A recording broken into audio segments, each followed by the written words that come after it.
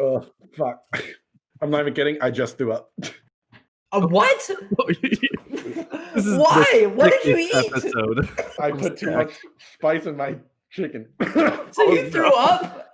Yeah, well, like just a little, like not like a full out, but like a little bit, you know? Oh This- gosh. Chris threw up on the podcast. Yeah, why? You should have brought your mic. We could have recorded that. That could have been our intro. Whoa. This is. Yeah. Oh my god, my hair. You're looking good. What? Someone just vomited, Chris. Thank Wait, you. Yeah. why? Oh, there we go. Were you in the was that bathroom? was with that a the Red Discord Bull? Did open? you just down a Red Bull? No, it's a Pepsi. Oh, okay. I was like, Maybe damn. that's why I threw up. Yeah. Pepsi. That helps you out Yeah. after you vomit. You should have had a Coke. Honestly, I've been told like Sierra Mist or Sprite is good if you have nausea. That's what I use. I mean, well, it's like when LeBron James like drinks a Sprite after like he plays a game, you know. Oh, I thought you were gonna mention after Drake drinks a Sprite, and then you're gonna that commercial when he Opens like opens up. It's the thirstiest time of the year. Want Sprite cranberry? This is All right. the good stuff. I missed that ad. I missed the movie. You miss it? I think it's still on TV. You go on YouTube and find No. it. Wait, okay. No, I want to experience it in Dolby. Have you seen the John Goodman finger ad? I saw you tweet about it. And Where you posted John a Goodman picture. plays a finger.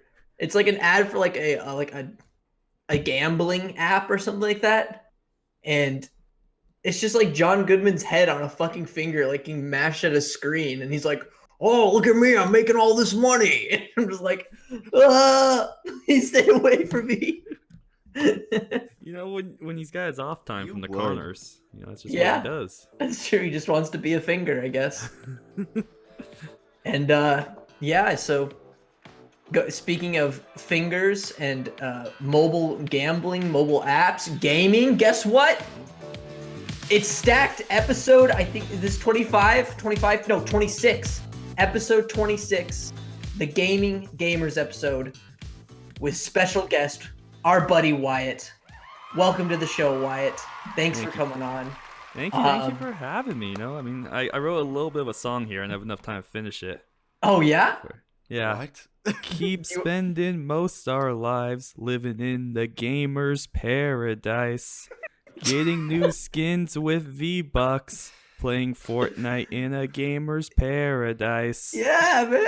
Yeah, that's us, you know? That's us. This is gonna a gamer's paradise.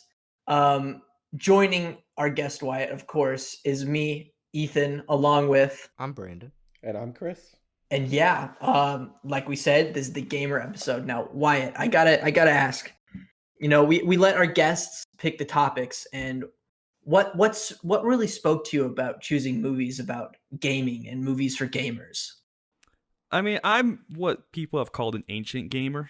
I've been Mm-hmm. gaming a long time, played a lot of Halo 3, Oh you know, old games like that, Guitar Hero, and it's kind of part of like who I am. It's in my DNA. I drink a lot of Mountain Dew, eat a lot of Taco Bell. Oh, and yeah. It's just I like to see myself represented on film like that, you know, with other gamers. Yeah. And I think we haven't talked about it. I We don't haven't see a talked- lot of people talking about it. And it's like, why don't we? There's a good gamer demographic in film, and I think it's something we gotta discuss. I want 100% gaming agree. letterbox. Gaming letterbox. Yeah, Gaming I think yeah. we're all pretty well-versed gamers, you know. Mhm. I catch Brandon playing Minecraft every now and again, you know, and I was playing GTA with Chris the other day, and I'm trying to 100% Mario Galaxy myself on the Switch. So, hey, Good one.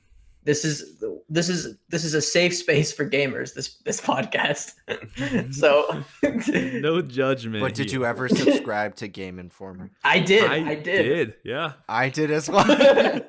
Game Informer and Nintendo Power. Those were my magazines that I got in the mail every month. I It was felt so great. cool as a kid. You know, I had my Game Informer. I cut out the ads for the games I wanted, like tape Yeah. it to my wall. Mom read Food Network. Dad read the tennis magazine. I read Game Informer. You know, we'd all sit out on the porch, talk over the coffee. You know.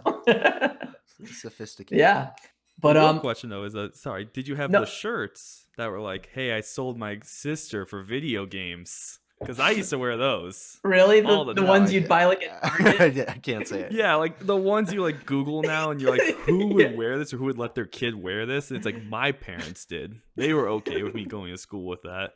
Like the shirts are like things that are epic, zombies, ninjas, gaming, no homework. I remember I had one and it said like thumbs broken from gaming too hard, can't do homework. And like I would wear it so proudly. And you wear fake bandages over your thumbs. You're like, sorry, teach. I've just been gaming. What can I say? Can't write today in class. Been gaming. You just unlocked a memory in my head about these graphic tees. Oh yeah. That has been like locked away for a long time. And now I feel like, wow, I maybe wore some of those. I hope you did. My father's still mad because in one of the yearbooks you can see that shirt in it, and he's like, "That I have to look at that now forever." Like, Haunting relics of our past. yes. All right. Well, let's get into the show. Let's get into talking about these movies. But first, let me explain how the show works. So once a week, we set a topic or theme and go our separate ways to construct our own 3-film stack. Then after a week, come back here on the podcast and share our own stacks 1 film at a time. Then at the end of the show, we will mix and match our 9 films to make the ultimate decision on what quintessential 3-film stack we are checking out of this hypothetical video store. All right. Wyatt, our esteemed guest, please kick it off for us with your first gamer movie. Okay. Like many gamers here, I'm a bit of an artsy gamer. I like a good artsy film about gaming, and I'm choosing actually a foreign film. Oh, They game overseas, apparently. And this film is from 1992, is from Taiwan, and is Rebels of the Neon God. whoa. I have never heard of this movie. What's it about? It's what's it about is a great question. I've seen it, and it's very wild, but I can tell you, I believe the best way to describe it is a bunch of young people, and they're going through a lot of stuff: loneliness, depression, disappointing their parents, all the very heavy stuff here. But Right. I think there's consider a side plot to this movie, but I consider the main plot. It's two of the characters steal motherboards from an arcade. Oh. And they steal them and they try to sell them back, but the people they're selling them to actually own the motherboards. So they're like, hey, no, those are ours. And there's all this confrontation and everything. But I think this all connects to what gamers are feeling in society, This society that doesn't really help gamers. There has been a gamer president, and we are just now getting a gamer senator here with AOC. That's true. So a movie like this talks a lot about the issues for gamers. We got a lot of depression. We got disappointing your parents. I know when I told my parents I gamed, they were disappointed. And they shouldn't be. They shouldn't be. I agree. And also just a lot of loneliness you have because we all don't have our player too. Right. And it's really sad. Oh, wow. Well, I haven't heard about this movie, and it sounds super interesting. Like it's good. It's good to see a flick of gaming worldwide. Another piece of reassurance to know that we as gamers aren't alone on this in this country. That there's people all around the world sharing these struggles of the gamers. Chris, Brandon, what do you guys think? Sounds like a good, realistic, depiction of what it's like to be a gamer. I don't know. Yeah. That sounds cool. You hit it right off the bat, Brandon. That's it. That's what the movie's about. Chris? Yeah, I mean, like Ethan, you like what you said about how I think the gaming community is often I think they're often made the butt of jokes a lot of the time in school or whatever, just because you often associate them with being dorky, nerdy, introverted, and just kind of they're often given that lame kind of label. But I don't know, I think there's something obviously, especially nowadays, gaming has kind of transitioned into something so much more meaningful to a lot of people. It's not necessarily just a way to pass time anymore. It's an art form that I think all four of us have contributed significant portions of our life to with engaging with. So yeah, I think I mean, I don't know anything about this movie, but based on what Ethan just said, like that seems to be like a sentiment that I think is worth talking about. Right. I made a little bit of mistake here. My notes a little hour. I wanted to give an honorable mention. It didn't make my 3. Yeah. Can I give that right now? Go for it. Honorable mention. I had First Cow actually, Hmm. because it's based off of Half-Life. First cow? First Cow is? Look up what look at the credit. Based off of Half-Life. Oh, what? I can't believe that. I'm just kidding. It's based off a book called The Half-Life. And I thought that was really you funny. got me there. I was like, I don't remember Half-Life about Gordon Freeman making fried pancakes in Oregon. I thought that was really funny when I watched it a few weeks ago. I was like, I'm going to save that for when I'm unstacked. Thank you for that spicy gamer joke. Thank you. The cake's a lie. What can I say? You know? Hey, classic Half-Life quote right there. Oh my god. Okay. Great first pick for kicking off this episode, Wyatt. Brandon, take us into your first pick. All right. 31 years ago, in 1989, The Wizard, starring Fred Savage. Oh my god. I just watched this movie today. That's crazy. I watched it yesterday. I know, I was like, while I was watching, I'm like, what do people think about this? I'm like, oh shit, Wyatt watched it yesterday. We're all preparing for this episode. All right, Brandon, tell me about The Wizard.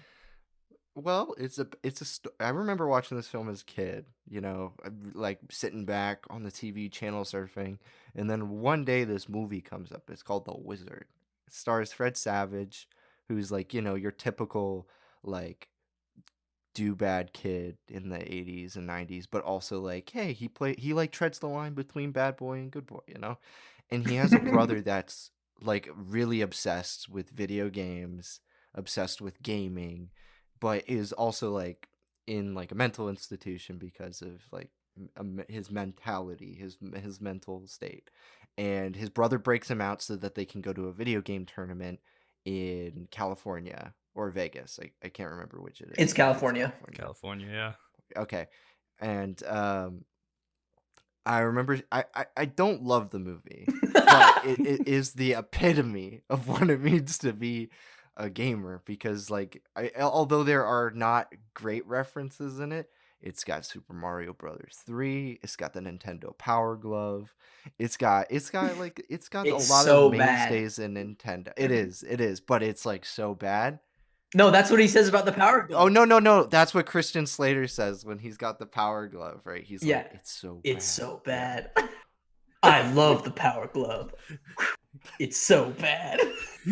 I want a Power Glove so bad. That'd be that's a gamer relic right there that I need on my shelf. Play some Rad Racer with your Power Glove. Yep, just going down. But like I said, it's like an 80s, 90s nostalgia trip for Nintendo, and it's one of the few movies that I remember that actually focused on what it meant to be a gamer, especially growing up. Yeah. Watching this, having watched this today, it's very fresh in my memory. It's a good Utah movie. I mean, the kids are from Utah and they go on their road trip to they go to Universal Studios, Brandon. That's where the gaming tournament is. And it's just a good movie about the burning passion of a gamer, the determination to get somewhere, you know.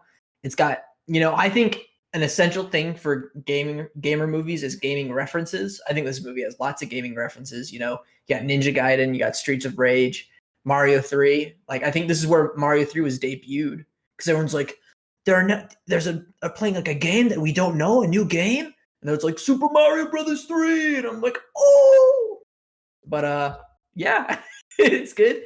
It's a little bit a lot like the movie Rain Man, but with kids. It like very similar in the plot and relationships. That's something I remember watching Rain Man. I was like, oh, this would be better if they're instead of a casino, they were gaming, They're gaming. I mean, come on. Chris, have you seen The Wizard? No, I saw your review, and honestly, the thing that attracted me to it was the poster design. It's a wicked poster. It kind of looks like the Guardians 2 poster. It does. It's nowhere near as good as. But it's got Mario on it. It's got all sorts of gaming things on it. It's got the Power Glove. It's awesome. All right. Good pick, Brandon. Chris, Thank you. take us into your gamer movie. Awesome. So I'm gonna start us off with a movie from 2014. Ethan, I think this is one of your all-time favorites, actually. Directed by someone named Rich Moore. It's an animated film. Wreck-It Ralph. Oh, double stack. There we go. There it is. It's a 2012 film, but there we go. Oh, Double is it stack. 2012? I'm sorry. Yeah. My bad. No, I thought you were going to do Wreck-It Ralph too. I was like, wait, 2014. It was Rich Moore. Good thing you picked the first one, buddy. Let me say. Sorry. Yeah, go for it. Okay, Tell us about Wreck-It Ralph. Basically, the story follows this character called Ralph from the infamous video game Wreck-It Ralph. And it's a story about him learning to become someone other than what he was originally programmed to be. And he goes on this whole adventure about trying to become a hero because he's so sick and tired of being treated like the villain. And it's a wonderful world of like going through arcade games. You really get to see the spirit and the love for this art form that I think a lot of us and a lot of people have kind of cherished in their hearts for so many years. And yeah, it's just like I think one thing I was really surprised with this movie about was that it didn't really get too caught up in its gimmick.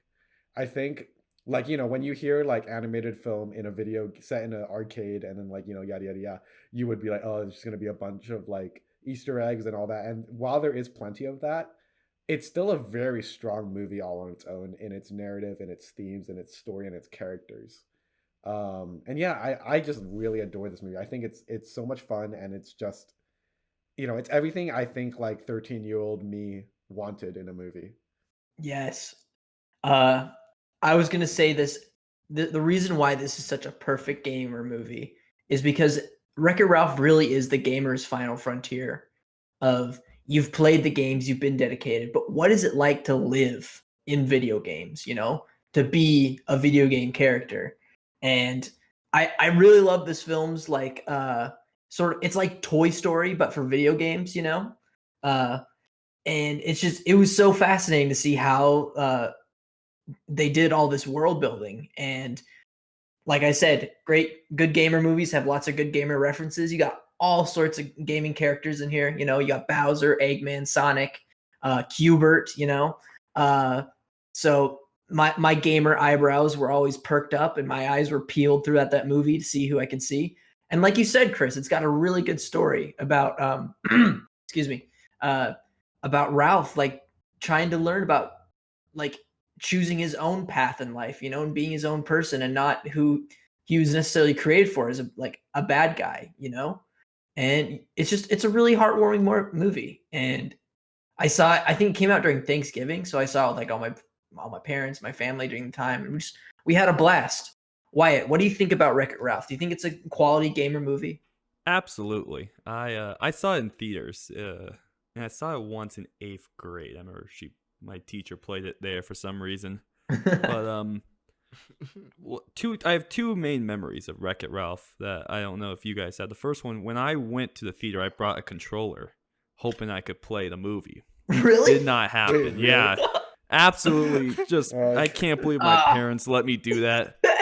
They thought that would be okay. Newfie on your phone, you can use. Well, Newfie Arcade, Yeah. come on. Oh, how can I forget about Movie Arcade? I've downloaded that app so many times just to miss the game, you know, because it takes so long to download.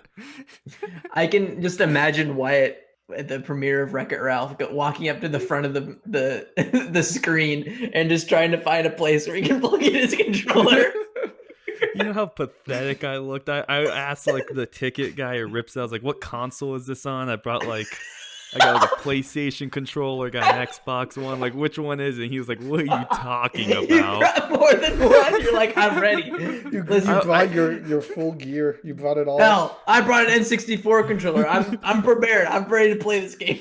You know, why do moms have purses if not the whole video game controllers, you know? Yeah. That is a great point. But That's a great point. but other thing I remember about this movie so well is the app that was the game Wreck-It Ralph. Oh yes. Yeah, I used to play. I think it was called like Fix It Felix though on the app or something based off Yeah. of. I think that's like what the game was called in the movie. You know. Yeah. I remember I played that a lot, probably a lot more than I watched the movie because gamer. Yeah. And I like I think about it sometimes. I wake up in a cold sweat. I'm like, oh, wait, I don't know if it's still out. I kind of want to look at the app store, see if I can find that game still. It did a really good job of like capturing like those iconic arcade games, in terms of its formula and the gameplay and everything. Yeah, it was a good time. Brandon, what do you think about Wreck-It Ralph? Chris kind of treaded on, like, or you said, don't. I'm glad you chose this one and not the sequel, because I feel like the sequel, That's more like, internet, takes, than it just gaming. takes all the IP and like throws it at out at the fucking story, and it kind of gets distracted at certain points. Right. But with But this there's movie, the Imagine I feel Dragons like, song. That's true. Oh. okay. But listen, my earliest memory of this movie was the fun song playing over the trailer. Oh, You yeah. know the one I'm talking about? Yeah. Oh yeah. Some nights. And that was like, I was like, what is this movie? It wasn't even the gaming that first intrigued me to Yeah. it. But once I did see it, I was like so impressed, because Disney doesn't really make IP-based movies, and it isn't an IP-based movie for the most part. Mhm. I mean, there are characters, like you said, like Cubert and Sonic in it, barely. Right. But when they are in it, they don't distract from the narrative, and it's a beautifully told story in the parameters of what it means to be like in a game, like you said. And like, it's really profound, surprisingly, and the emotional depth that the ending has is really impactful. I showed my roommate Jack, our friend Jack, Mhm. this film for the first time this year, because he had never seen it before, and he Whoa. really enjoyed it.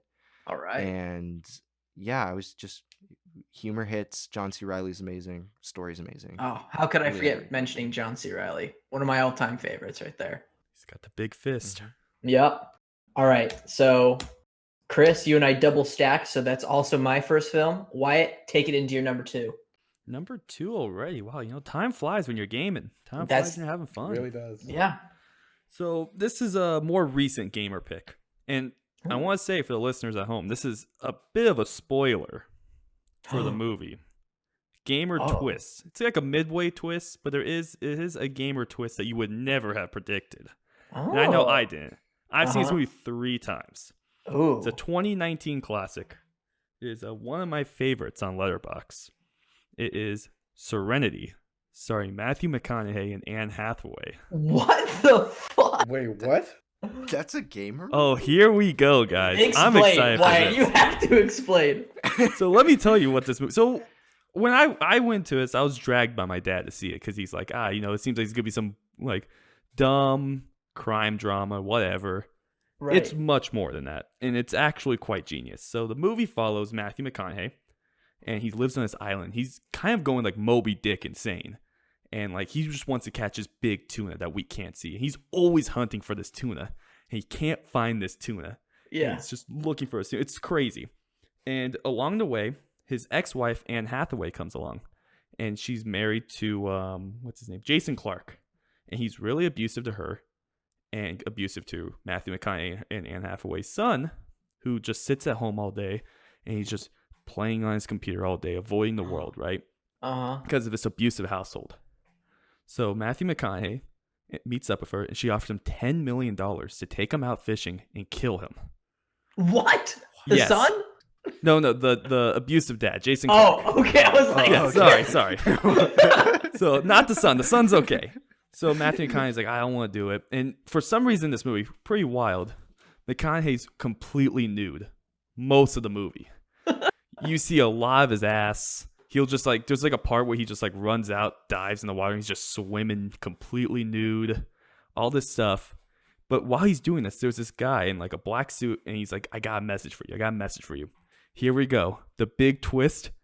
He's not real. It's a video game. He's in a video game that his real life son created. He died in war. So This isn't real. this is Why real. are So you Catch doing the this? Tuna is a mini game in his son's video game world. Oh my god! There's also a mini game called Catch the Cat, where throughout the movie Matthew McConaughey goes to, I think it's Diane Keaton, who it's someone, and he's like, "I'm gonna find your cat for you," and she goes, "Just sleep with me instead." So they just have sex. So Matthew McConaughey's son created a game where his purpose is to have sex with a woman. Another woman.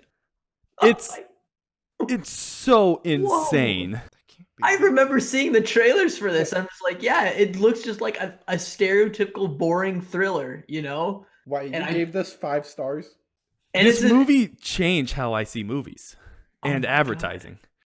I was gonna watch this movie like last year on like because it's on Amazon Prime, and I was like, I've heard it's so bad that it's good, but nothing in like I had heard about the movie had read that close to what you just said. my god. That's But why I might feel now kind of watch bad. it tonight or tomorrow.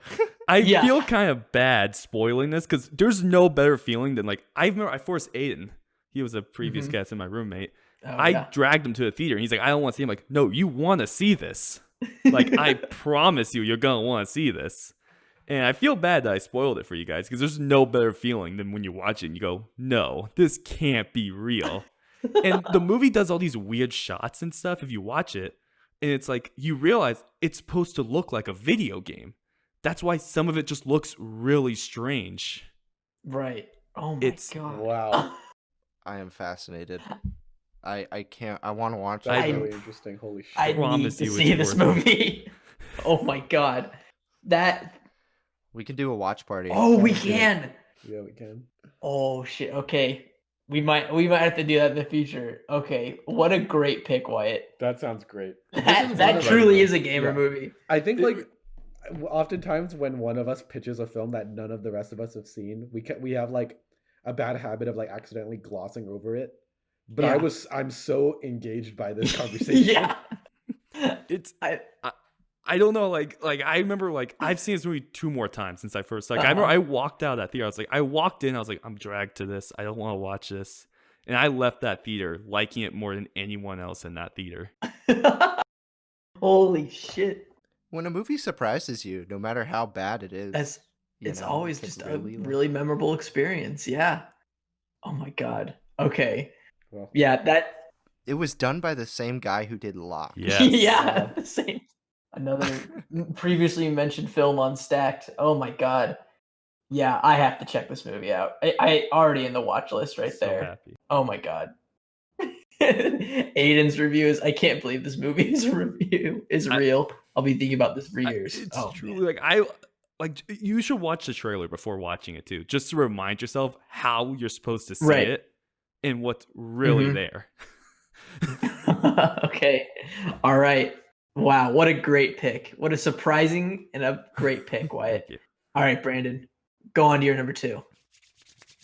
All right. 1983. We're going back a little bit. It's a little twist on the gaming genre. Huh. It's War Games. Oh, It's by yes. Matthew Broderick. Another movie I saw as a kid, but it really had an impression on me, and I rewatched a lot of the clips today to kind of get myself reacquainted with the story. And basically, it's about Matthew Broderick's character, who's like, this is the dawn of the internet, dawn of computers, essentially, to the point where like personal computing is like available to the public. And Matthew Broderick's kind of like a savant with coding and with strategy, and kind of like is a slacker in school, but at the same time, like he wants to like live the average teen life. But he hacks into this government program and starts playing this game with an AI named Joshua. And the AI basically wants to start World War III with nukes. So this is also a kind of a Cold War movie about mutually assured destruction and how, it's kind of not a real game, but in a sense, it is like a grander scale, psychological, manipulative, strategic game that governments play with each other. Right. And that this computer plays with Matthew Broderick's character in the movie. And I think one of the most impactful moments, I'm not going to spoil it, but is the scene near the end of the movie when you start to realize something about winning. Mhm. and how it doesn't necessarily correlate with like a good result or a bad result. It's like it is what it is, sort of thing. It But is. yeah, I really like this movie. Yeah, we watched this in my AP Europe, not AP, just my normal U.S. history class in high school, and we did it for like the Cold War segment. So, I think what makes this a great gamer movie is how this. I think Matthew Broderick's character learns that like in order to stop this program, he can't treat it like some sort of code. He has to treat it like a video game. So Right. the movie's basically saying that like gamers are the ones that are going to save us in the future, um, when it really comes down to it, when it comes down to all this nuclear mumbo jumbo. Even though my stance on nuclear war from previous episodes, it is good to see that the ones that will be able to save us if this ever happens are the gamers. Why? Well, the thing is like gamers and games help people think critically Yeah. because you have to actively engage in the product and you'll learn things from the mistakes you make. Like in Mario, for example, when you first pop in Mario, you don't know what anything is and you kind of have to learn your environment. You have to learn the program. And with war games, Matthew Broderick's character is really naive at the beginning to the powers of Joshua because he just thinks it's a normal computer program that he hacks into. And, as the story progresses, he learns to deal with it in very intelligent ways that are outside of the box. Yeah. Think outside the bun, Think outside the bun. I think that's the movie's tagline. Think outside the bun. No. War games. Think outside the bun. Everyone's like, what? The bun? Oh.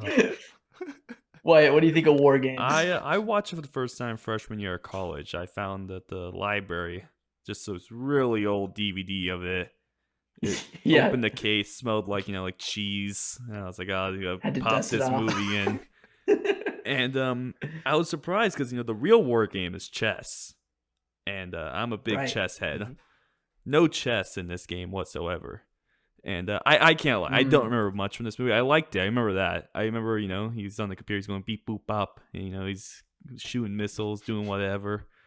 But I think something that really resonated with me in that movie is that isn't it weird there was a time period in like the early to mid 80s where like Matthew Broderick was seen as the computer whiz? Like this is like Ferris Bueller. He was the guy. Like he's hacking in. This one he's hacking like the government. And it's like, that's not who he is in real life. Like you look at him now, he looks like the most fragile old man. Yeah, you think of Matthew Broderick from like Election or something like that. You're like, that's not a fucking gamer. Are you kidding me? The cable guy. And it's like he's just pathetic. Oh yeah. Chris, what do you think of war games? I actually have never seen this movie. Oh. But yeah, I mean, like, man, I don't know what to say beyond anything you guys have said because obviously I don't know anything about this movie. I mean, the poster Fine. looks like he's playing a Battleship or something. I don't know. Yeah, it looks like a really engaging video game. Well, Chris, you don't have to say anything. That's fine. You want to take us in your next pick instead? Real quick, sorry. I Scott, just want to say, Chris, Oh, you're dangerously close to losing your gamer card right now. Because you've only watched 25% of these gamer movies. Okay, Hey! but I will say, I think among all of us, I play the most video games. That's probably... You probably put in the most time. In the We got PS4. Abby on the Switch. After junior high, I kind of stopped. Brandon, you only play Minecraft. That's the only game you play. I do not. What other games do you play besides Minecraft? Civilization. Oh, 5. yeah, right, you're What a about Civ- 6? you're a Civ player, right? I prefer I 5. hear 5's good, but 6 is Better free. interface. Enter the Gungeon, Out of the Park Baseball, Shell Shock Live. Sports Okay, games? well. That's not how you get the girls, Brandon.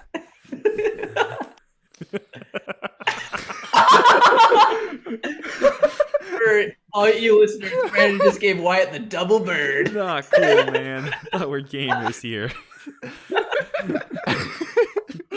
Hostile badass. game. You just gave me the Hostile. red ring of death. That wasn't cool. Oh man. Oh, my first Xbox 360 gone.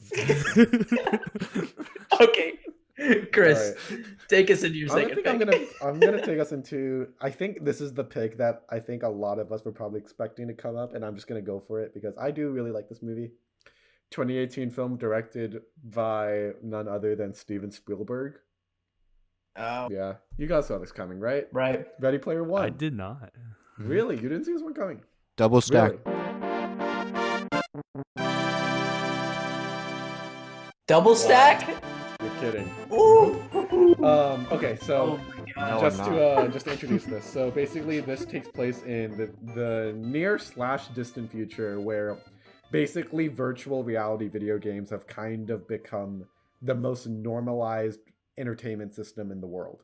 Everyone goes home from work, throws on a VR headset, a suit that allows them to interact with the world that they interact in, which is called the Oasis. And it is just the most fantastical, enchanting world you'll ever see.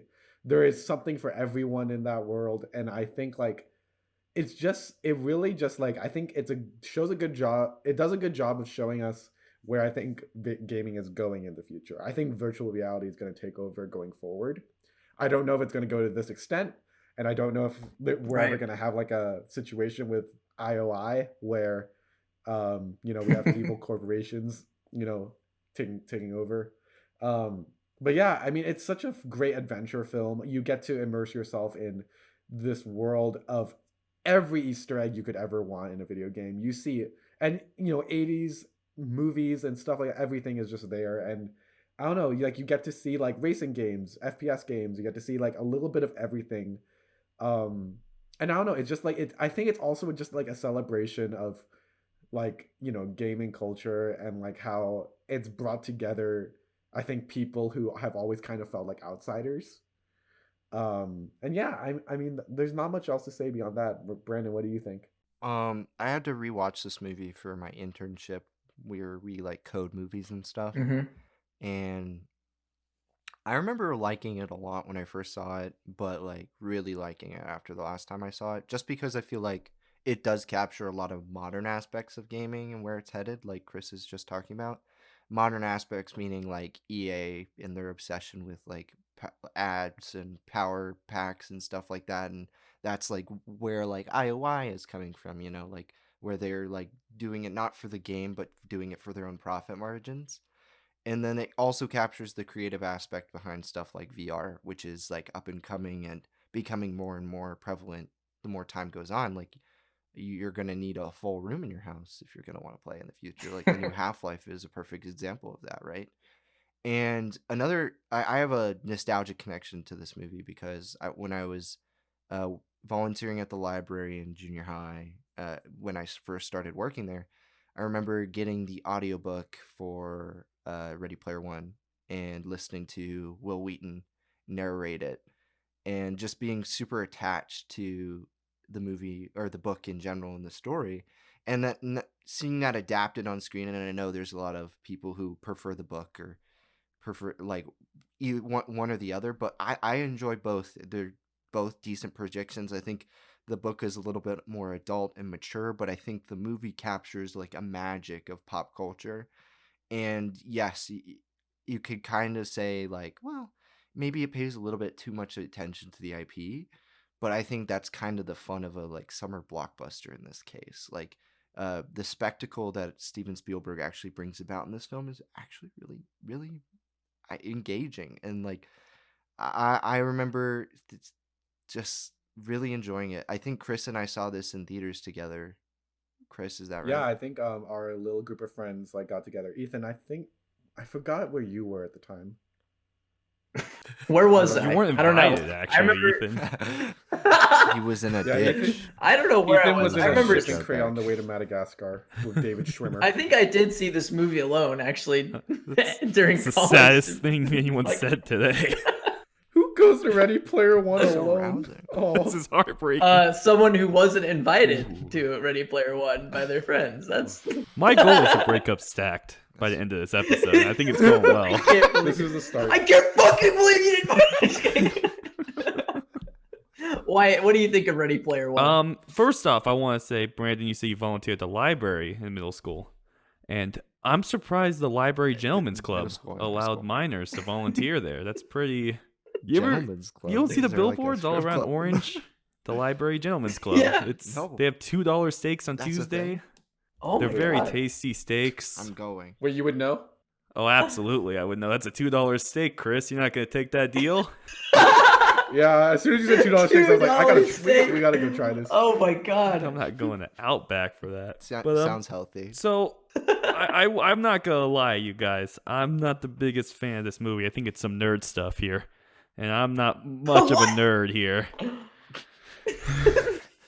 What's the difference between a Betrayed the gamer gamer and a code. nerd? Can you break that down for us, Well, Wyatt? I think, please? okay, A nerd is a never-ending radical dude. I will say my bigger issue with this movie, it's a personal thing. Yeah. I'm sick and tired of 80s nostalgia. I think it's very overdone. Yeah. Like we got a Yeah. whole show on Netflix. That's all it is, And like Gems You will over. not say its name. Do not say its name. I won't, because I hope they get me a job. I will not. It's overrated. But I think, because going back to video games, my favorite piece of 80s nostalgia is, of course, Vice City, the Grand Theft Auto game. That's a cool yeah. piece of 80s nostalgia right there. Where it's like, it's very like Miami Vice, all that stuff. This movie, I think Got the music and everything. I'm not the audience for it, because it's not selling me instantly. It's pulling one of my biggest pet peeves. Like, I remember like the first It takes place in like the 80s also, and it's like, I don't know, is it that cool of a decade? We'll never know. I personally can't vouch for it because I was not existing. I wasn't alive then, but I'm like, whatever. I do want to say about this movie too, the long leg book cover is very cool. Oh yeah. Have you seen the cover where like his like legs really long going down the ladder? Oh wait, yes, I have, and the posters too. That's very cool. That was a big deal. Is that something that grants you in this gaming world, that you get slightly longer legs? That's just, it's not long enough for it to be like freakish, but long enough just for it to be noticeable that they're longer. You just reminded me, the Matrix parody poster of Ready Player One is the most insane my poster God. I've seen it looks so weird and insane. Yeah. Wait, I remember. Like, if I wanna anyone look at it listening to this should look it up, because I remember seeing it. I didn't think it was real. I thought it was like a meme. I'll put it up for the YouTube listeners. There it is. Oh my God. It's so wild. I forgot how many of these posters they It replicated. was like when Sherlock Gnomes did it also. I remember that. Oh yeah, that's a good letterbox list. The movies that advertisement like parodied other posters or something like that. I don't know, but yeah, I'm sort of in the same boat with you, Wyatt. Like, this movie, I wasn't crazy about it. I think my biggest problem, like as a gamer, I thought the nostalgia they were playing off, it wasn't gamer related. I agree. know? I agree. Like you'd see King Kong and Godzilla in like Jurassic Park, but I'm like, where's Mario? Like they go to the Shining mansion house. Why didn't they go to like the Luigi's mansion? You know what I'm saying? Like, Well, I think, and here's where I'm gonna kind of rebut you there. And I can totally understand the '80s fatigue. I have it myself. Mhm. It's just with this movie, I kind of felt like, how in times certain things are retro. I think in 2050, whenever this film would take place, they would be like, oh, it's kind of like the 1940s, like in the 1980s, and how that was like, that was their nostalgia. But to say this is like, in the film, yes, there are a lot of film references primarily. Mhm. However, the idea is set out in you're living your virtual life gaming. Like, there are right. FPSs, there are Super Stickman golf references, which is kind of weird. There's casino planets. There's like buying these like itemized weapons that you can like use later in the game whenever it suits you best. There's the extra life token. There's the Easter egg reference at the end.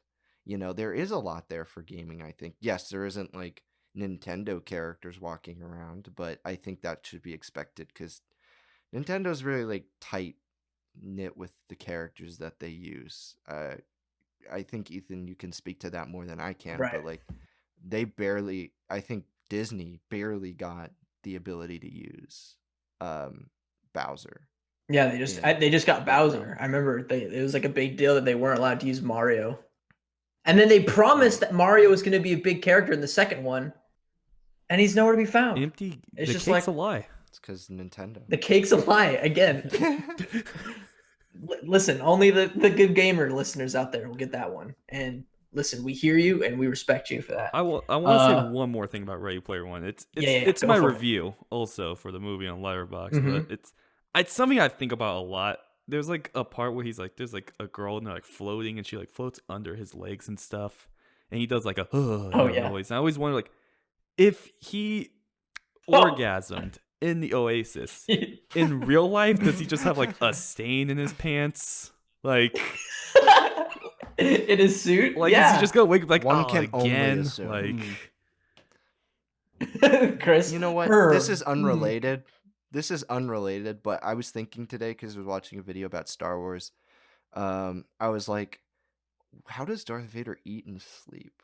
And when does he do it? Well, he can take off his Does he do it helmet so he can eat. Yeah, but does he do it standing up? Does he have like a little cot in that little thing in Empire? Like that, that little like takes the chamber? You know, Yeah, takes it off after a long day, hangs it on a coat rack or some shit. Like that's what I was thinking about today. I feel like you could find Cum your stains and answers all. in a lot of stories from burn victims themselves. Like, there's a lot of real life examples. If we're gonna So we gotta watch The English Patient.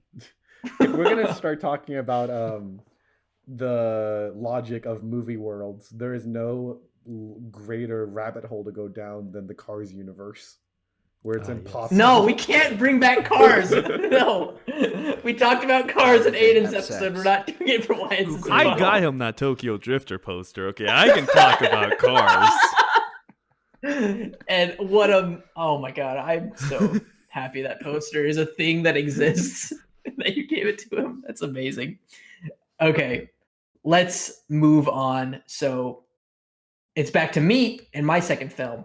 Now, my second film is a documentary, and I think, like Wyatt's Rebels of the Neon God, where it takes a more brutal and harsh look at the world of gamers. I think this one does the same and sort of documents the hardships of some of the most ancient gamers there are. And this movie is The King of Kong, A Fistful of Quarters, where it documents about the competitive gaming surrounded by what I believe is the greatest arcade game of all time, which is Donkey Kong. And it shows the battles between, of course, Billy Mitchell, one of the most iconic gamers alive, and how he sort of created a whole empire around his skill in Donkey Kong, and how he has this posse and like followers. It's sort of culty, how much people respect him. And then it shows a newcomer, like this dad from the middle of nowhere who's like a biology teacher or something like that, like coming up in the ranks and showing that he's actually just as good as Billy Mitchell, and it's a really interesting documentary that it sort of reminds me of like a sports documentary, but of course it's about gaming. So that was kind of satisfying for me as a gamer. It talks a lot about Donkey Kong, again, my favorite arcade game.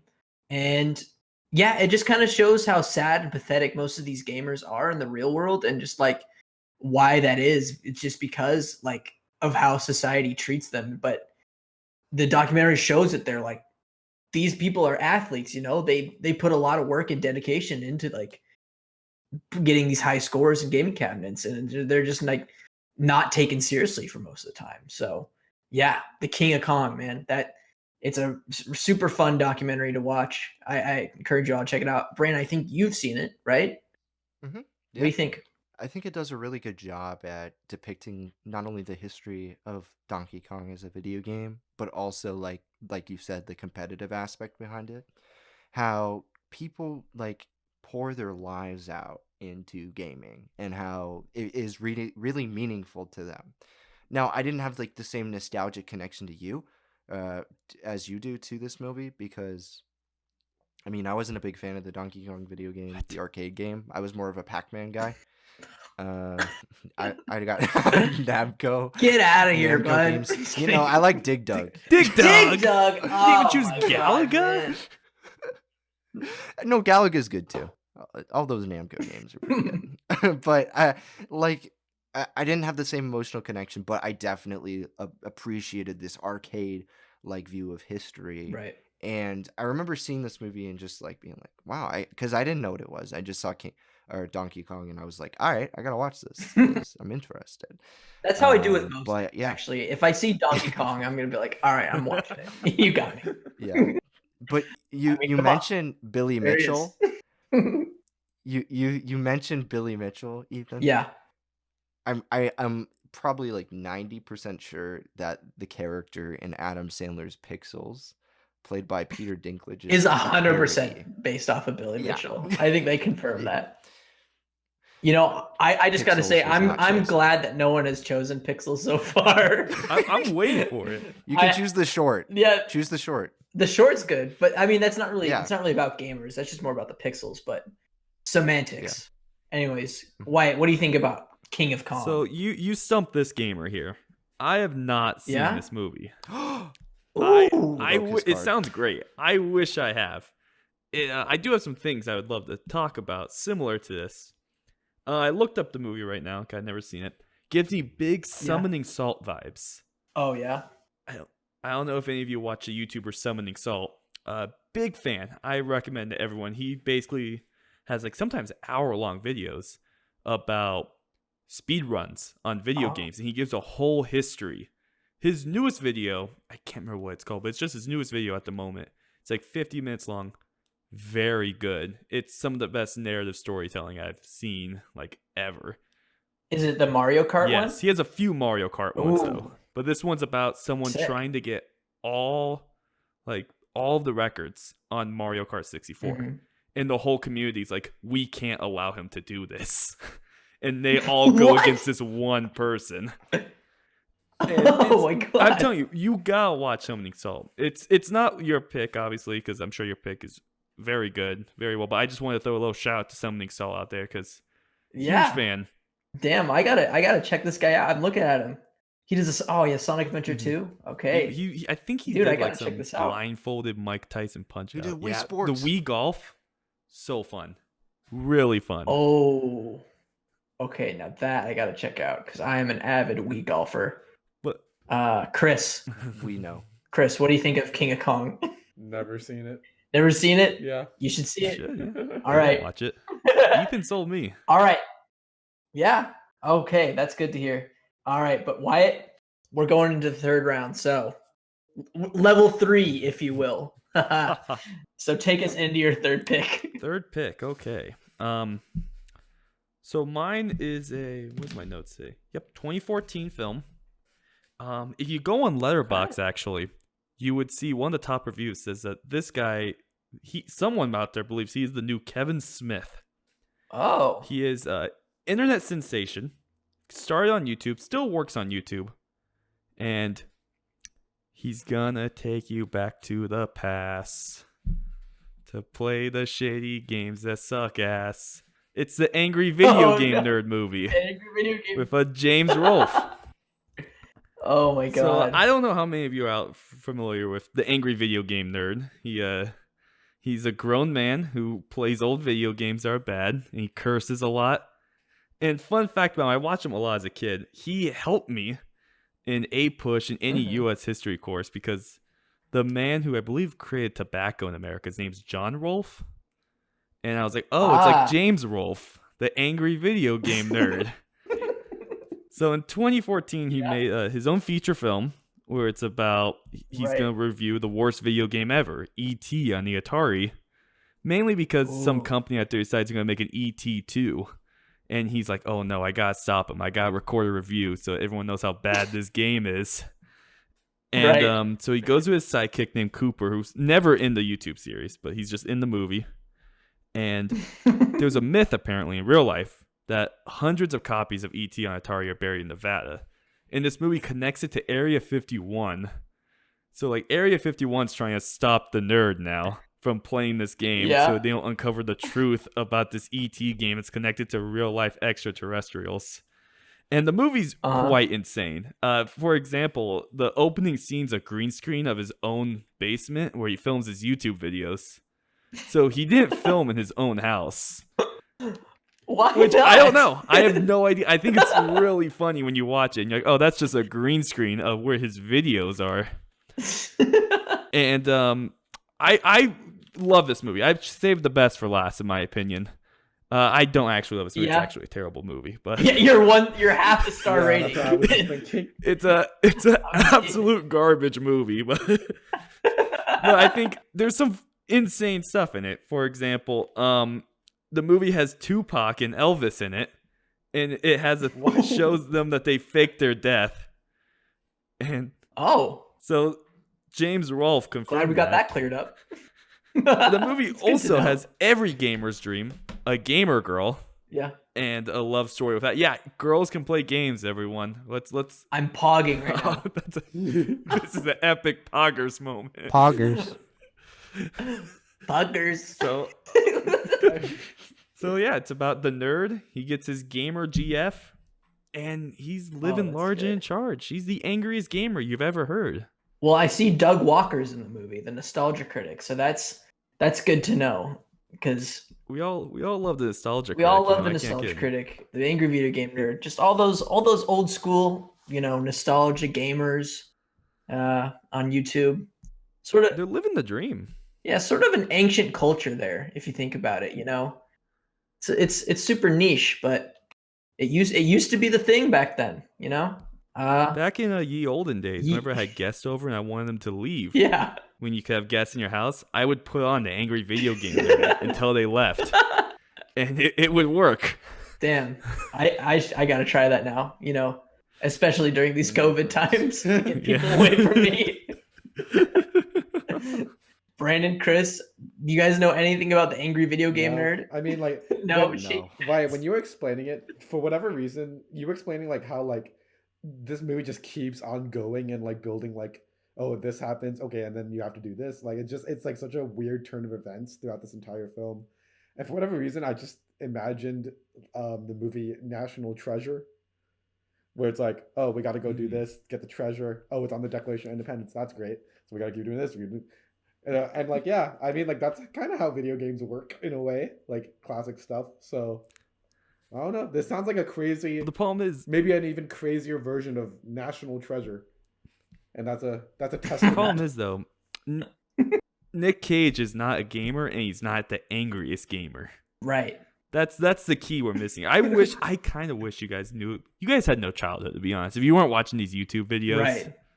Oh man. he was saying lots of things like he was gonna eat a skunk's asshole, or like a rhinoceros is gonna shit in his face. Like these are actual lines he would say on YouTube, and it was funny when I Yeah. was 8. You had the angry video game nerd, you had the nostalgia critic, you had the irate gamer. I think the irate yeah. gamer was always the funniest one. This game's a bunch of fucking ass. No, but seriously, the graphics are great. The graphics are pretty good. This makes me want to fucking shit on the fucking. This game runs. I want wanna to give this. I want to give a shout out to James Rolfe though, because Yeah. I make fun of him a lot. And Cinemassacre, he's doing his own thing now. He still makes the videos. Yeah, He's 40 years old. yeah. Still doing this. He's a dad. And I think that takes some guts. He's a dad. He's balding now. Mhm. You can see like his hairline's going away. But like I want to give him a shout out because good for him. 15 years. He's just been doing the same character. Yeah, and he likes it. And it's like He's the new Kevin Smith. he's the new Kevin Smith.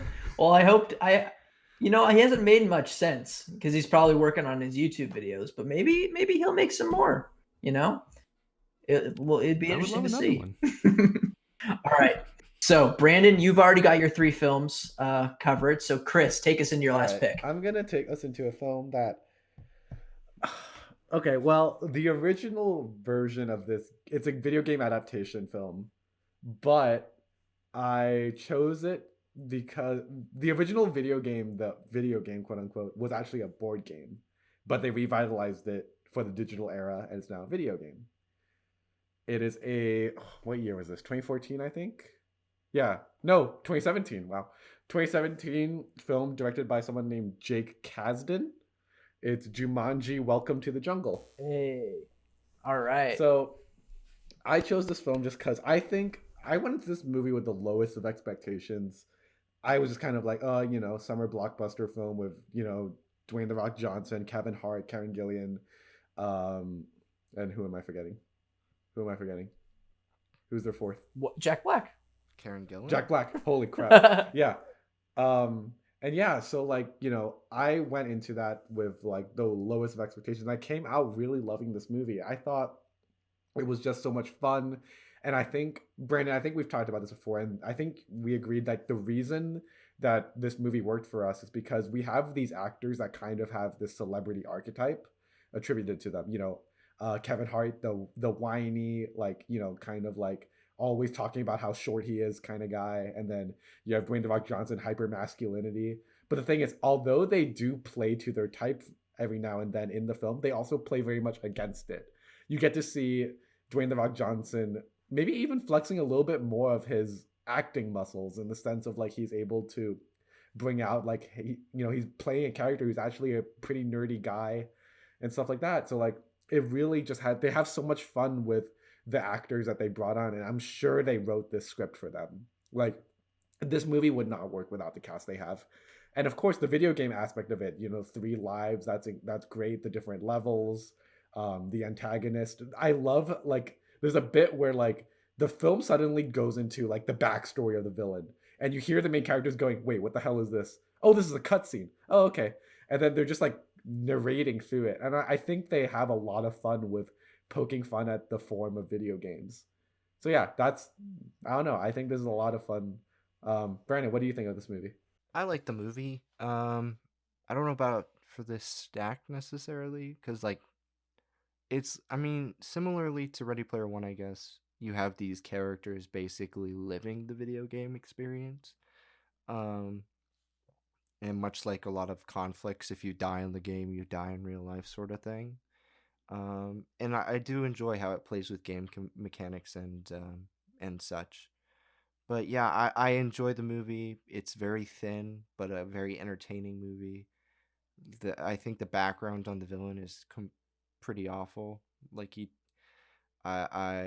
he's as flat as a real video game villain. Well, isn't in he an just a adventure video game game villain? platformer? Yeah, that's like the joke. So it makes great sense for the story, I guess. Right. But it's not a captivating villain. Mhm. But I guess that's not really the point. Right. But anyway, yeah, go on. Right, but like, I think it's an enjoyable movie. I think the second one gives more of a greater opportunity for the actors to play against type, just because they are so different. Like Kevin Hart is in the first one still like loud, Yeah, and but then he obnoxious. becomes Not in a bad way necessarily. in his but in his Kevin Hart that's way. his character, right? And he gets to play like more laid back in the second one, and Danny DeVito gets to play, or Dwayne The Rock Johnson gets to play like Danny DeVito, very high pitched Yeah. and nasally. It's lovely, but in this one, it's like it's good for what it is. But I don't know about gamer. I think it's a great gamer movie because like it's showing like it's putting a cinematic lens over what it's like to play as a character in a video game, and the film does a fun time like sort of switching like expectations on your head of like how these actors have presented themselves before this film came out, and like how they're presenting themselves now, having these kids basically control them, and live through them. I think this is a great gamer movie because I was just so surprised that I liked it. I thought this movie was going to be terrible going in. I think I saw it on Christmas Day with my mom. Like the theater was empty, no one was there, and it was like a nice theater with reclining chairs, so we had a great time watching it. And it's also one of the few films that like the sequel just as good. I remember we saw it and we were all like, wow, it was so surprising. That was just as good. Wyatt, what do you think about Jumanji? I'm glad you went to me. I got a lot of thoughts on Jumanji. I'd first like to say I think it's a great pick by my favorite member of Stacked, Chris. Yeah. What? What? Alright. Wait. That's fine. Oh, whoops. I do want to call Chris out real quick though. Wait, no, Brandon, don't leave. I'm sorry. He's out of here. He's left. Brandon, come get God. back here. You didn't mean it. It's just a joke because I had to say before I roast Oh, Chris dear. right now. So you said directed by someone named Jake Direct- Kasdan. So first off, that's the director of Walk Hard. Yeah, the director Walk Hard. It's also the son of Larry Lawrence Kasdan. Kasdan, Yeah. who wrote- wrote Empires. You know, all the like the Empire Strikes Back, Raiders of the Lost Ark, and directed The Big Chill, which is the greatest soundtrack ever made Yes. for a film. Yes, One it of your is. all-time faves. I know that. I haven't seen it, but You wait. I think it's What? it's a great soundtrack. So for those who don't, I collect Big Chills. It's so good. It's so good. I listen to it every day. Uh-huh. I have never seen it personally, but I collect it. So I own the Criterion DVD, the Criterion Blu-ray, the CD, Yeah. the cassette tape, the 15th anniversary CD, the 15th anniversary cassette tape, the VHS, the 15th anniversary VHS, the What about 8-track, Laserdisc? the there's still a few I don't. I have the Laserdisc. I do have a Laserdisc. I can show a picture of it. Nice try there, Brandon. But I have a list. It's called the Big List Yeah. of Big Chills because there's so many variations of the Big Chill. But that's another topic for another day. Jumanji. Yeah. I also think it's a great pick because there's a Switch Jumanji game based off the movie, or one of the Oh. movies. I see it every time I'm at Target, and I'm like, oh, they still do movie adaptations, video games. That's good to know, you know? Yeah. Like, kids feel the same disappointment we did, you know? When I bought, like, Iron Man on DS, Oh yeah. and it was bad. When I bought Pirates of the Caribbean at World's End on DS, and you never Yeah, played as it's- Jack Sparrow, I was like, what the hell? It's so bad. So it's good to know that disappointment still exists. But I also think Dwayne "The Rock" Johnson Yeah. is my favorite movie actor of all time. Oh yeah. I love Fast Five. All the Fast Furious movies, I believe, is the greatest franchise ever. It is. And I think he oozes so much charisma. He is someone that I've looked up to my whole life. And I wish I could be. He's a good role model. I gotta Yeah, he's a say. good He is. guy. Okay. I love him. I All wish he would lift me up. Oh, I bet he could lift us all up with like one hand. He's But a he could break wicked strong us. He dude. could like manhandle us with his like okay his with that. thumb and index finger. He's like it's He could nothing. flick us it's fucking across the nothing. universe. I mean, you ever think about like how bold it is to have the nickname The Rock? I know. Like that's a bold nickname, and he lives up to it. Yeah, he Because he's is. bald. Yeah. You think that's why he's nicknamed The Rock? No. He was nicknamed The Rock, but while he had hair.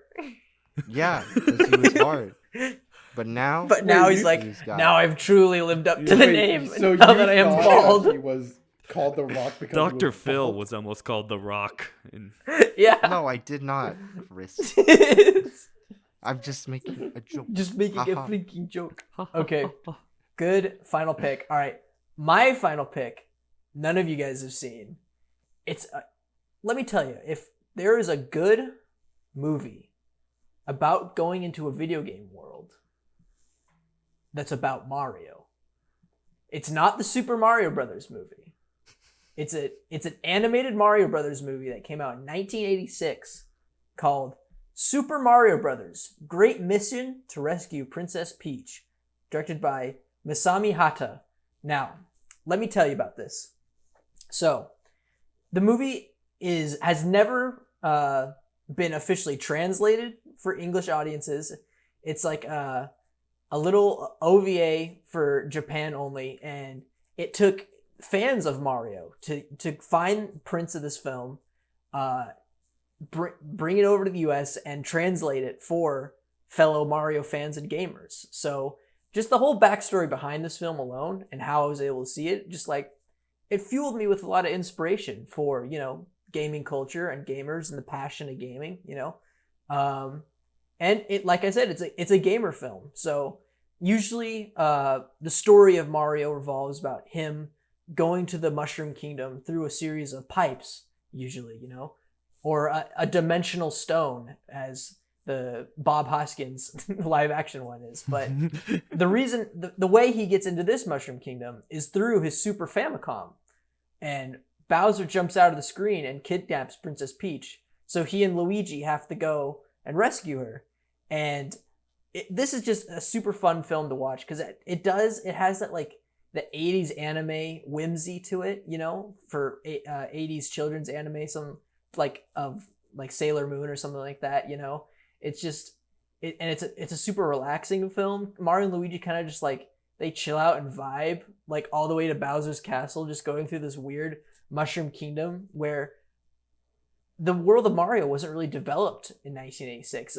The only games that had come out was like Donkey Kong, Mario Brothers, and then Super Mario Brothers. So you had no like that iconic world that we've all seen developed by like New Super Mario Brothers or Super Mario Brothers 3 or Super Mario World, you know. But it's a super fun film and it's nice and relaxing. I think it's all free on YouTube if you ever want to check it out.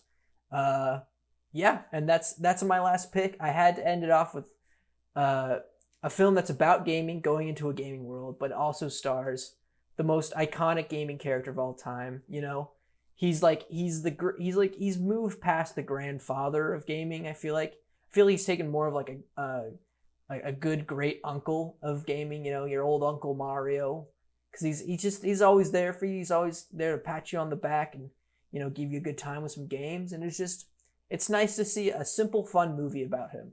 And yeah, that's why I picked this movie. Has anyone ever heard of Super Mario Brothers' Great Mission to Rescue Princess Peach? No. No. But No. why are the toads nude? What? Why are the What? toads nude? They're not nude. What? Check what I sent you in Discord. It's What from a movie poster. did you pick? Oh, whoa. Yeah. Oh, I don't remember that. I don't like that. And my favorite aspect is that the toads are nude. Yeah. I do want to Sounds say, interesting. it sounds great. I love Mario as much as, you know, the next person. This gives me, you said it was pieced together by like the fans. Is that what you said? Like it was translated by the fans because it never had an official release into overseas, you know. So it took like Mario fans who knew Japanese to like translate it themselves and give it to other Mario fans across the internet, you know. Now that's what I like about this movie. It's gamers coming together to provide what they want. Exactly. It reminds me of a recent story of everyone when they found like the model of Luigi in Mario 64.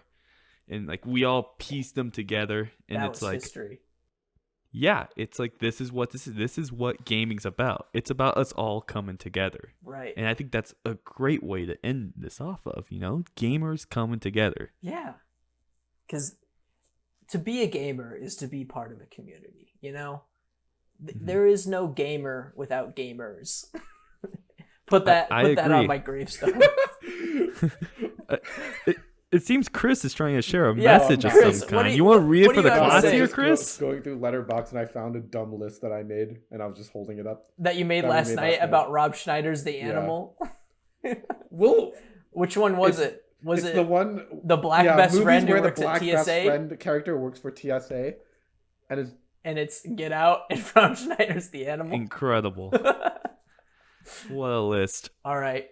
Well, that's my last pick. So, before we get to hashing out and figuring out what this final stack's going to be, let's just run down everybody's 3 picks. So, Wyatt, do you want to kick us off with your stack? Yeah. So I started off with Rebels of the Neon God, a 1992 Taiwanese film. Serenity, a 2019 American film starring Matthew McConaughey, not the one based off of the TV show. This is the good Serenity. And the Angry Video Game Nerd movie, a 2014 American film. All right. Brandon? I got The Wizard, War Games, and Ready Player One. All righty. Chris? I have Wreck-It Ralph, Ready Player One, and Jumanji: Welcome to the Jungle. And I, too, have Wreck-It Ralph. And then I have The King of Kong, A Fistful of Quarters. And then Super Mario Brothers, Great Mission to Rescue Princess Peach. All right, so we already know 2 of the films that are going to be on this final stack since we had 2 double stacks this episode with Wreck-It Ralph and Ready Player One. Now, I think we got to add Serenity to this. Just alone, final stack. the concept was insane. I just want to say real quick, I'm very curious why no one picked Pixels. Because Garbage. it's god awful. It's awful. But have you seen that clip of Adam Sandler on like Lights Camera Jackson recently, where like Lights Camera Jackson says like, "Hey, can you do the Pac-Man yes! waka waka?" Yeah. He goes,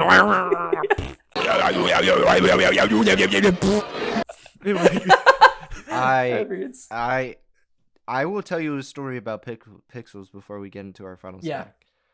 I saw this film in a pre-screening with it at my movie theater because we weren't allowed to have many pre-screenings because studios like Disney were like, no, you can't watch the movie until like the Thursday it comes out. So like 12 a.m. on a Thursday, we'd get to see everybody. So like 7 hours before everybody else could.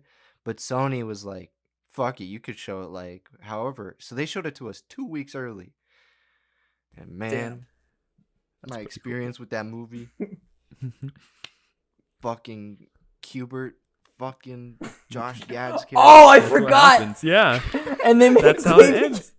I forgot Qbert turns into like some hot chick. Yeah, And they have kids. Oh my god. I can't believe I had a story about Pixels also. I was like, someone's gonna pick it. Yeah. It's not gonna be me because it's not good. What's but- your Pixel story, Wyatt? Let's go. So in high school, I used to do movie marathons, and I did one called the Game-a-thon, Ooh. where we watched Pixels, and I had to buy a Sonic the Hedgehog costume and wear it around the whole day, and all my other friends were dressed in costumes also. Right.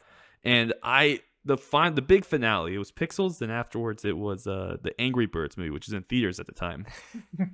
And we were late to the movie by like 15 minutes because everyone took pictures with us. Yeah. And it's there's a lot of stories about the day. I went to the library to check out Pixels, and the librarian like gasped when we all walked in the door and asked for Pixels. It was a frightening day for many. Yeah. And I'm just surprised there was no Pixels talk today, you know? Yeah. I too have a Pixel story, but mine's the shortest. I Well, think. what's your Oh, Pixel so story? I like this is just a drama. bonus Real quick movie bonus now. So, Pixels came out in 2015, which is around roughly Yeah. the year that I started to get into movies and really started to, explore it.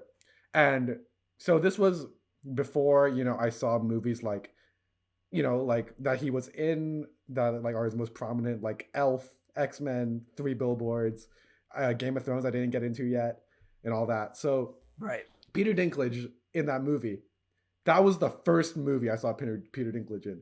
And then right after I started watching Game of Thrones and I saw him and I was like, oh, this is gonna be You're like, garbage. it's the guy This from sucks. Pixels. This is gonna suck. And he's amazing in Game of Thrones. So I love that like my first impression of Peter Dinklage, the legendary actor, is Pixels. Don't forget the president, Kevin James. I mean, Paul Blart Oh. the president in And Pixels. How are he we doesn't gonna know how to ignore that? read. Yeah. So he's just like our real president. Ah. Ah. There's a Cheeto in the Oval Political Office. commentary. Oh. Ha ho ho. I can't believe you didn't pick this either, Ethan. Yeah. It's got Donkey Kong. It's got, What's your as Pixels Adam trauma? Sandler says, Donkey Kong. Well, here's my Pixels story. It's a short and sweet one. I went and saw Pixels at the Dollar Theater, and the theater smelled like dog food the whole time. So that didn't really help with my Pixels experience. Seeing. Well, actually, it had to smell like that, else Donkey Kong would come out. Yeah. Like, if it smelled good, he would come in there. You would actually You can't pop have that out of the happen. screen. They had to contain him with the odor of gross dog food. Okay. Anyways, are we in all in agreement of Serenity being the third pick in our stack? Just because I think we all had such a big moment of shock when Wyatt presented on that film. Wyatt, are you thought it okay was with that gonna be- pick? I've already seen it 3 times. I would love to watch it again. It's game changer. But how are we gonna order this? What's a good order? Okay. Wait, what is it again? What's the full So stack? the full stack is Wreck-It Ralph, Ready Player One, and Serenity. So what's a good way of seeing these three films back to back? Would Serenity be a good way to kick it off? Because I think it would be, because you're like, oh, this is just a normal movie, and then boom, the twist that you're actually in a gamer world, and then the next two movies are gamer world movies. You know? That's what I was thinking. You know, we start off not gamer, Yeah. so we get the non-gamers in, and we hit them with the gamer, and we just here's- keep gaming them. Yeah. Here. All right. So we start out with Serenity because, like you said, it starts out not gamey, but it's technically in a game. And then you've got Wreck-It Ralph because it's all game, barely anything in real life. And then Ready Player One, at the end of that movie, they close the Oasis for like 2 days a week to like make time for the real world, and it ends in the real world, not in the Oasis. A good message to tell you to go outside. Which, You as a can't game gamer, for it. I mean, I respect going outside, but you know, going outside is not for all gamers. So, you know, semantics of gamer talk. You know, the timeless debate of whether going outside is a good thing for a gamer. You know, but the last time I ran, I was holding the X button. I wasn't using my legs because I'm a gamer and I don't go outside and run. That's a great point. I think I'm in the same boat here. That's All right. why I hate Ready Player One. It tells me to go. Oh yeah, outside because you and actually shower. have to run. I forgot he Yeah, I has like a actually have to- treadmill. Yeah, Yeah. baby. All right, so there are our three picks. Let's run down our final stack for our ultimate gamer movie 3-film marathon. Wyatt, do you want to kick us off? Yeah, I just realized Yeah. we all won, didn't we? Everyone We got all a we all got a movie on. That's I hate gamers that. coming. What? You wanted to shut someone out? I think it's my favorite part of this show is like I'm like, who's gonna get shut out at the end when there's a guess? But hey, this is the gamer episode, so and gamers all about community and coming together. We're all winners because we're all gamers. So Well, we're all winners. I Yeah. agree. Wyatt, kick us off with our final stack. Our final stack. We're starting off with some Serenity, 2019 of Matthew McConaughey.